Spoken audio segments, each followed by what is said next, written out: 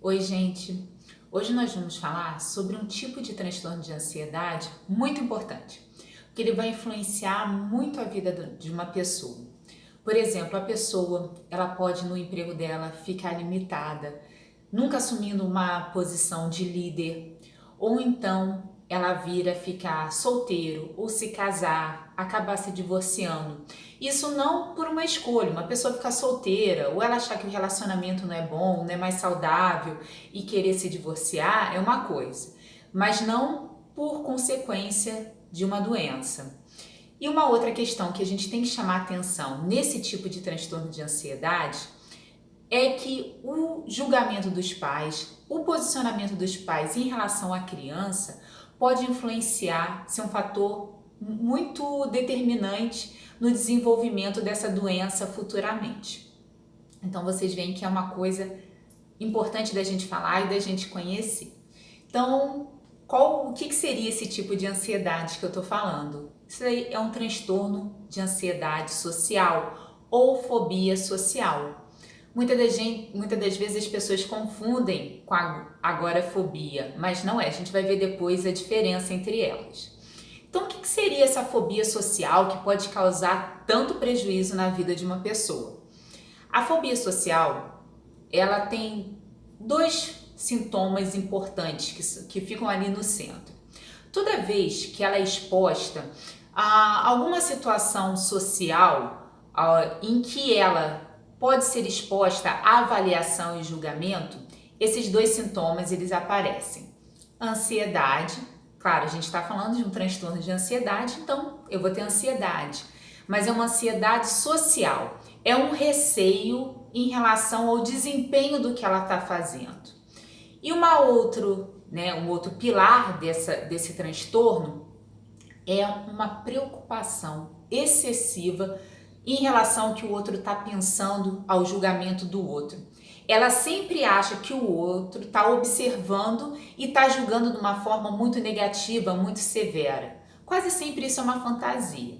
Então, normalmente quando a gente fala de transtorno social, de ansiedade social, as pessoas logo pensam assim, falar em público. Realmente, falar em público seria uma situação dessa, mas muitas das vezes se manifesta em situações corriqueiras. Tipo, a pessoa vai num shopping e vai querer tomar uma água. O simples fato de comer ou beber em algum lugar público pode trazer essa ansiedade e essa preocupação excessiva. Então, como é que se manifesta isso? De repente, vamos dizer, né, a pessoa que tem um transtorno de ansiedade social, ela tá com muita sede, não tem como evitar, porque uma das coisas que ela vai fazer é a evitação. Ela vai evitar situações que vão favorecer esse desconforto nela, claro. E aí, mas não tem jeito, ela vai ter que entrar numa lanchonete e comprar uma água porque ela tá com muita sede. E aí ela começa a tomar água nessa lanchonete.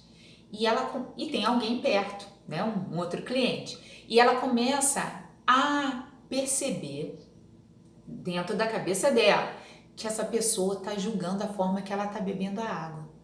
Nossa, olha, ele está reparando que eu estou tremendo bebendo essa água, que eu estou suando de nervoso. Olha, ele está vendo tudo isso. A cara dele, olha, tá achando que eu sou um ridículo, tá achando que nossa, tá me julgando super mal. É sempre assim, é um julgamento muito negativo.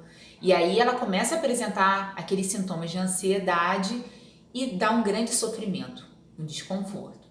Quando eu falei do trabalho, a gente imagina o quê? Uma pessoa dessa, como é que ela vai conseguir um cargo de liderança? Não vai conseguir. Ela vai ter que se colocar. Isso para ela é um martírio, uma tortura. Ela não vai conseguir desempenhar esse papel. Um relacionamento que você, querendo ou não, você tem que conversar, né? Muitas das pessoas não gostam, mas você num relacionamento tem que conversar. Você tem que se colocar e ouvir o outro também. Essa interação é muito problemática, porque sempre tem um julgamento negativo e todos aqueles sintomas desconfortáveis da ansiedade. Uma outra questão que a gente não falou e que é muito perigosa, que a gente tem que estar atento, é que essas pessoas tendem a uma automedicação, principalmente de medicação benzodiazepínicos, Aí entra o diazepam, bromazepam, o clonazepam, que é o Rivotril. Elas tendem a usar isso de forma sistemática, e o etilismo.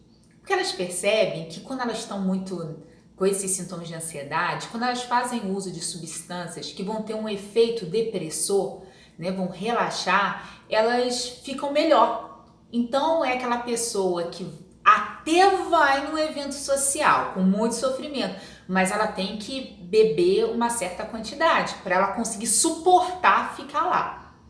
Ou ela começa a ver que as medicações diminuem essa forma dela se sentir desse desconforto. Então ela passa a usar diariamente. Então a gente tem que ter muito cuidado, porque uma pessoa que tem um transtorno de ansiedade social e que ela não é tratada, ela pode vir a desenvolver o etilismo. Ela pode usar diariamente medicações de forma desnecessária e que não tratam a doença. Porque se os benzodiazepínicos tratassem essa doença, beleza, mas não é a medicação de escolha para o tratamento. Então, mais um motivo para a gente ficar atento.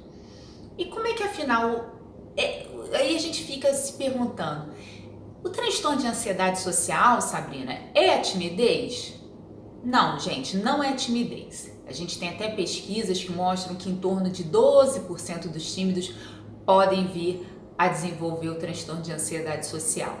E qual que é a diferença do tímido para o portador de transtorno de ansiedade social? O portador de transtorno de ansiedade social vai vivenciar, né, esse desconforto de uma forma muito mais intensa, que vai limitar a vida dele.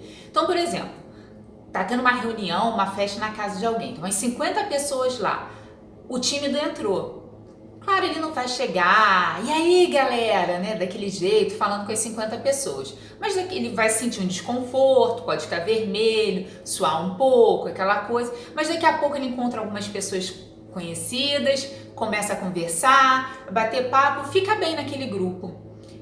O portador do transtorno de ansiedade social, ele fica desconfortável o tempo todo, independente se ele está num pequeno grupo, se ele está conversando só com uma pessoa. Às vezes, aliás, na grande maioria das vezes, até conversar com uma só pessoa é mais problemático, que ele acha que a pessoa está focada nele, está julgando ele o tempo todo. Também lembra que eu falei da diferença do agorafobia? Agorafobia, a pessoa não quer ficar em lugares fechados, porque ela acha que ela não vai conseguir sair dali, que ela não vai conseguir fugir dali. Ela não está preocupada com o que o outro está avaliando. Se ela está no metrô, o problema dela é assim, que está tudo fechado, eu não tenho como sair daqui. Quem tem um transtorno de ansiedade social, está de repente olhando o metrô, a pessoa, de repente tem alguém, parou, olhou para ele, mas está pensando 500 outras coisas, não está nem reparando. E a pessoa de repente está pensando, meu Deus, olha, ele viu, ele tá olhando que essa meia branca que eu tô usando não tá tão branca, tá off-white, olha a cara dele, ele tá percebendo, ele tá achando isso ridículo, entendeu? Ele começa a ter esse tipo, olha a diferença de uma pessoa que tem agorafobia, que quer sair dali, de uma pessoa que tem um transtorno de ansiedade social, por exemplo. E quando eu falei das crianças, lembra que eu comentei sobre a importância dos pais? Por quê? Normalmente, as pessoas que têm transtorno de ansiedade social, elas são mais inibidas, claro, e a gente nota que desde a infância ela tem uma certa dificuldade de lidar com avaliações. E aí é que entra os pais, porque muitas das vezes essa criança é colocada em situações de estresse crônico. Como se manifesta esse estresse crônico na infância?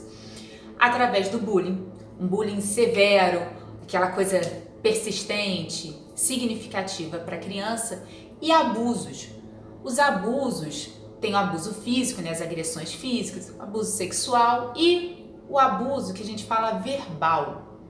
É aqui muitas das vezes aquele pai que fala para a criança assim, principalmente se os pais brigam. E aí quer dizer que o filho ou a filha se parecem com o parceiro ou com a parceira. E aí querem alfinetar, né, o outro através da criança. Aí vira e fala assim, esse menino, olha lá, esse menino é burro mesmo, é burro igual o pai dele, olha que ignorância. Ou então o pai fala pro menino: olha, que desajeitado, você não sabe fazer nada direito não? Aí igual sua mãe, derruba tudo, não sabe fazer nada.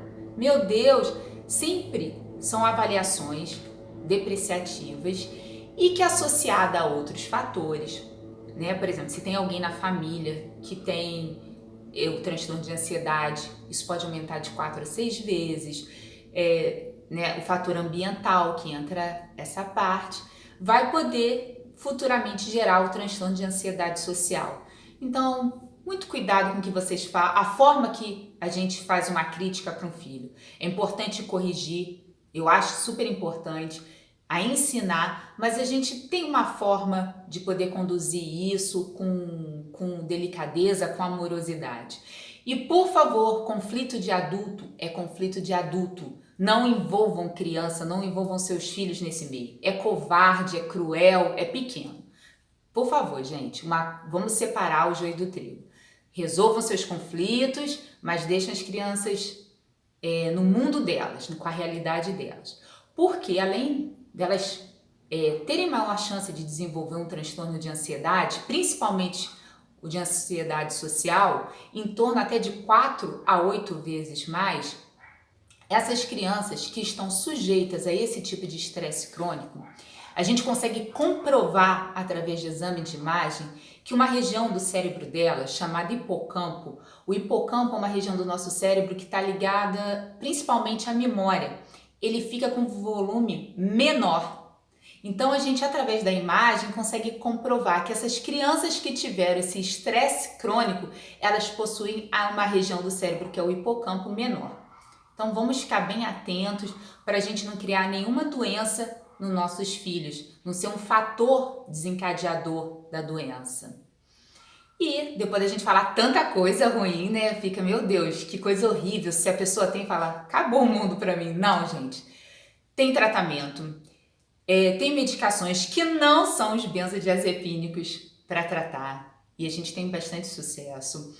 Eu gosto sempre de associar 3 fatores, 3 combinações de tratamento. O tratamento medicamentoso, a psicoterapia, que é super importante nesses casos, e atividade física, porque a atividade física vai fazer com que a gente tenha, se ela for de 4 a 5 vezes por semana, por pelo menos 40 ou 50 minutos, elas vão desencadear a liberação de beta-endorfina, que vai ajudar muito na neuroquímica cerebral. Então é muito importante, quando a gente consegue associar esses 3 fatores, a gente tem uma melhora mais rápida, mais eficaz.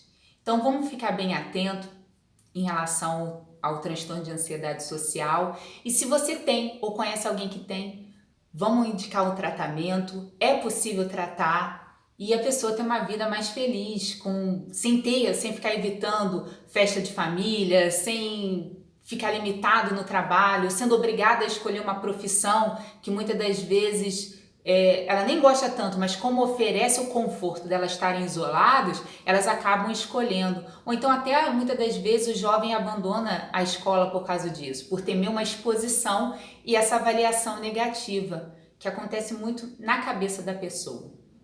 Então vamos buscar o tratamento e sermos felizes.